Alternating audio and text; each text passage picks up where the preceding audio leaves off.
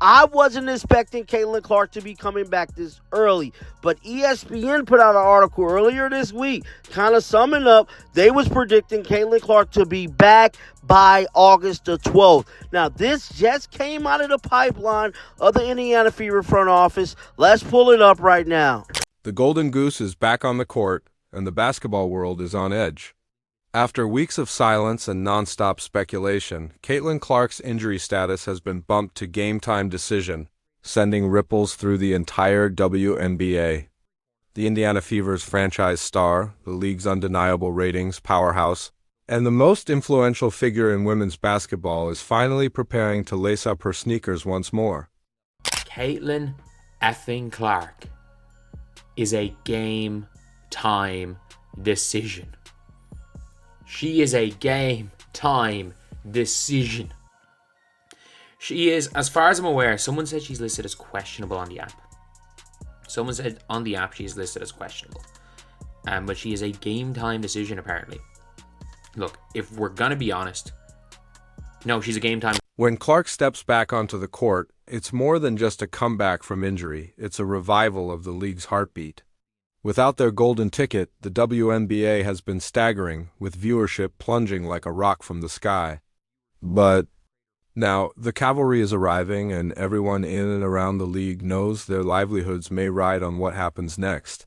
Caitlin Clark may be back, and that will leave a run of 1, 2, 3, 4, 5, 6, 7, 8, 9, 10, 11 games left to get ready for the playoff run. Right now, you're looking at the Atlanta Dream, or you're looking at the Phoenix Mercury, which should be very interesting considering all the plots around that. Here's the cold truth everyone knows, but few will say out loud. Before Caitlin Clark's groin injury on July 15th, Indiana Fever games were pulling in a jaw-dropping 1.81 million viewers on average. The instant she was sidelined, that audience cratered to just 847,000. That's a brutal 53% freefall, the kind of hit that slams into a league like a runaway freight train loaded with nothing but reality checks. You can argue this intelligently. No one person means as much to their league, whatever league it is, as Caitlin Clark means to the WNBA. And no person has done more for their league than what Caitlin Clark has done for the WNBA. Patrick Mahomes does not mean that much to the NFL. Steph Curry does not mean that much to the NBA. LeBron James does not mean that much to the NBA. She is a monster. When we look back on this, Caitlin Clark will be for the WNBA what Magic Johnson and Larry Bird were for the... And it gets uglier. During Clark's absence, national WNBA viewership across every game nosedived by 55%. Think about that. More than half the league's TV audience vanished the moment one player was out. That's not just star power. That does. An economic lifeline so fragile it could make any business executive break into a cold sweat. You can't tell me that the Caitlin Clark effect isn't real. You knew when news broke yesterday that Caitlin Clark was going to be out for a few weeks, that ticket prices were going to go down, but I never expected them to go down 71% for the rivalry game. I can't help but laugh because the first thing that I thought of when I saw this was a quote that we got last year from Angel Reese when she was talking about how people don't just watch the WNBA for Caitlin. They watch it because of her as well. Hate to say it, those numbers don't lie. They're watching because of Caitlin. The ticket market told the same brutal tale. With Clark on the floor, Fever games averaged $137 a seat. Without her, they sank to $80 overnight. When Indiana faced the Chicago Sky without both Clark and Angel Reese, tickets that once went for $86 were suddenly begging for buyers at $25. Even marquee matchups weren't spared. Premium seats that fetched $210 dropped to $95. While the cheapest seats free fell from $86 to $25, teams that had shifted games to bigger arenas to cash in on Clark's draw were left eating the losses when she couldn't play. The Washington Mystics even moved their matchup to Baltimore to handle the expected Clark crowds, only to watch prices collapse from $41 to a humiliating $14 after she was ruled out.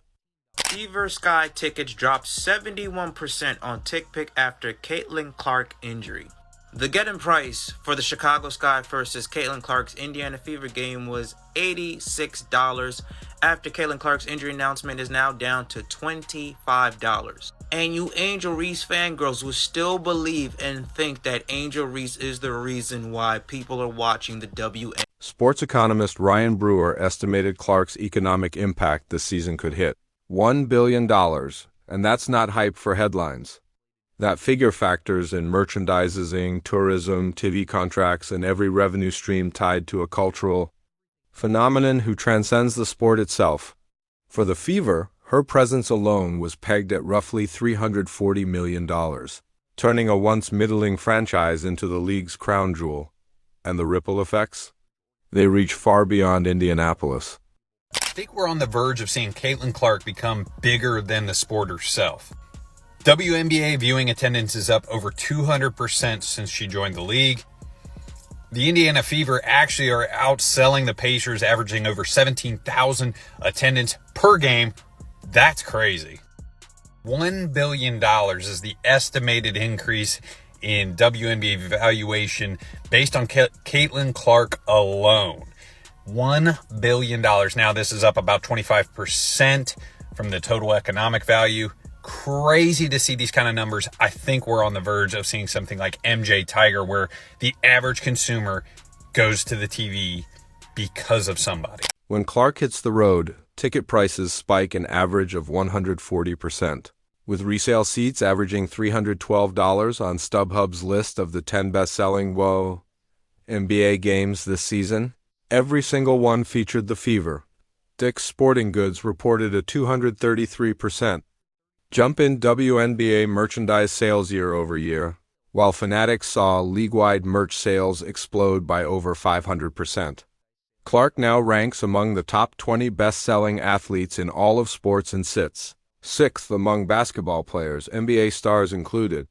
Her Nike deal, reportedly worth $28 million over 8 years, dwarfs her $76,535 WNBA salary, underscoring the massive gap between her value to the league and what she's actually paid.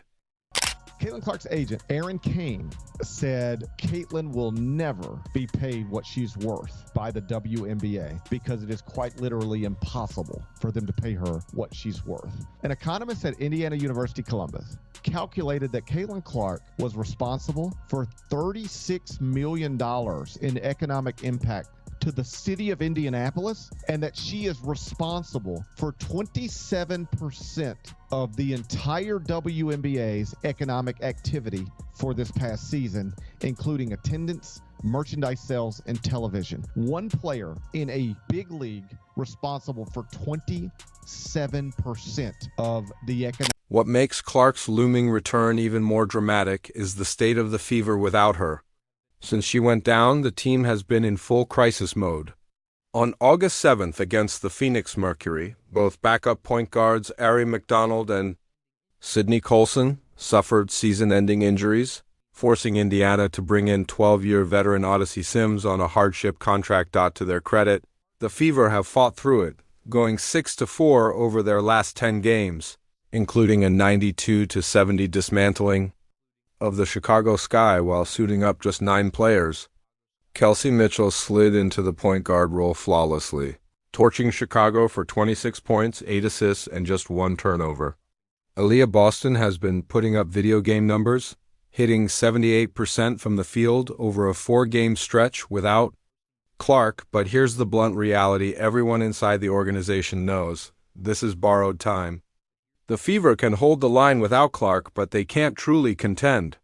They can't keep championship hopes alive, and they can't maintain the TV ratings and ticket sales that have turned them from irrelevant to essential.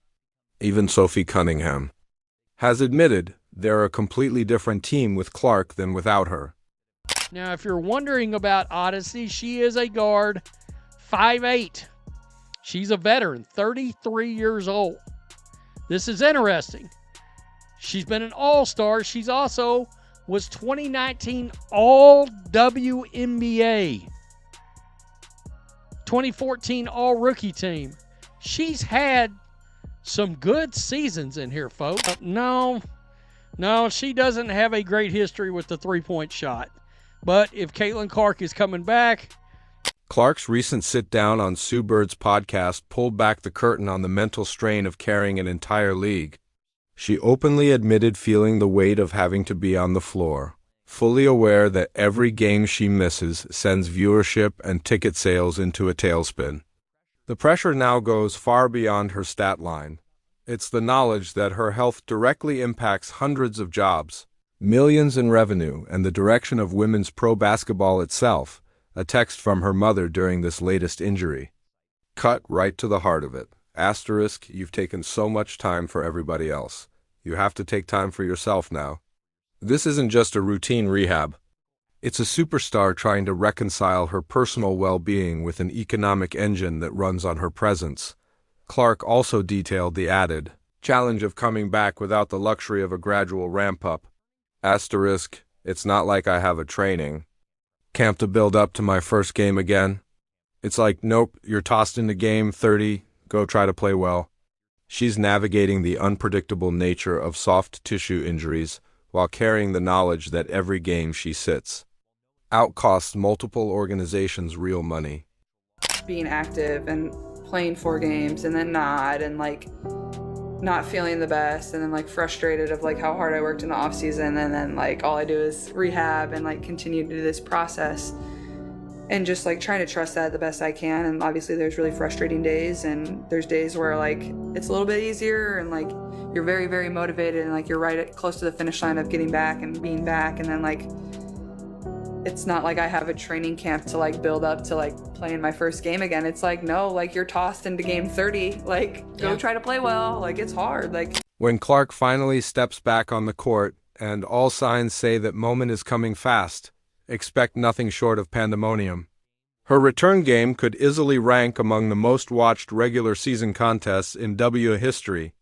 The last time she came back from injury on June 14th against the New York Liberty, the broadcast peaked at 2.8 million viewers, making it ESPN's third most watched WNBA game ever on ABC. Even with Clark missing 19 of 32 games this year, league viewership is still up 21% from last season. Non-fever games have jumped 37%, proof the WNBA has managed to broaden its audience beyond just Clark's fanbase. But everyone knows the real fireworks start when she's healthy. Her timing couldn't be better. The Fever sit 5th in the standings, at 1-8-1-4, comfortably in playoff position but still fighting for every win to lock in their postseason spot. They're riding a surge of confidence after dismantling Chicago without their star, showing they can battle at a high level even under tough circumstances. Now, Caitlin Clark just helped deliver a major statement win. On Saturday, June 14, Caitlin Clark returned to the court for the Indiana Fever after missing 5 games due to a quad injury. The Indiana Fever handed the New York Liberty their first loss of the season, and Caitlin Clark was at the center of it. She made a return with force, leading the charge on both ends of the floor, and she came back in dominant fashion, putting up 32 points, 9 assists, and 8 rebounds. Just shy of a 30-point triple-double in a 102-88 win over the New York Liberty. Now, even NBA's own LeBron James took notice, posting the CC effect. The business ripple effects of Clark's return are enormous. Last season, ESPN networks were slightly down in WNBA viewership before she came back, but once she was healthy, the numbers exploded. When Clark plays, games across ESPN platforms average 1.3 million viewers, a 7% bump over already strong baselines. ESPN's VP of Research, Flora Kelly, acknowledged her impact while stressing the league's broader momentum. Asterisk, we love Caitlin Clark and think she's phenomenal. A generational talent, but the growth outside of those Fever games is something I feel like people are missing. Asterisk still, the numbers speak for themselves. 21 of the 24 WNBA broadcasts that broke the 1 million viewer mark last season featured Clark. Her return comes just as the WNBA eyes its $2.2 billion media rights deal in 2026 with NBC Sports and ESPN. Both banking on Clark as the cornerstone of that investment, teams across the league have already reshaped their playbooks around her drawing power. The Dream, Sun, Wings, Aces, Mystics, and Sky have all relocated home games against Indiana to larger arenas to meet demand. And when the Fever played a preseason exhibition in Iowa, it became the most expensive ticket of Clark's career, with resale prices topping $1,750. Caitlin Clark continues to crush the viewership department and bring in those big ratings. This is from ESPN PR. This past Sunday, ABC aired another of its most watched WNBA games ever with the Indiana Fever's win over the Dallas Wings. It averaged 2.1 million viewers and peaked at 2.5 million viewers.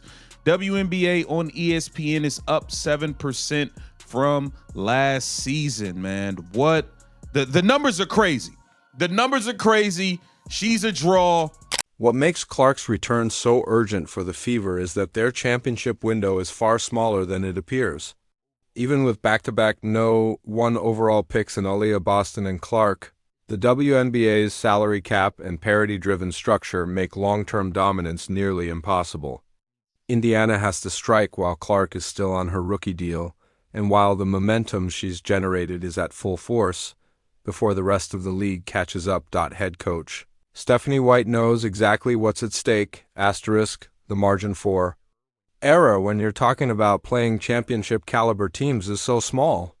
Asterisk, that's why the Fever loaded up in the offseason with veterans like Dana Bonner, Natasha Howard, and Sophie Cunningham. Moves made with the understanding that this window might not stay open for long. Clark set the tone herself before the season. Asterisk, my expectation is for us to try to win a championship. Asterisk, that wasn't empty hype. It was a declaration from someone who understands her place in the sports hierarchy. The early season 93-58 blowout of Chicago, where Clark notched a triple-double, and the competitive battles against defending champion New York proved the Fever belong in the championship conversation.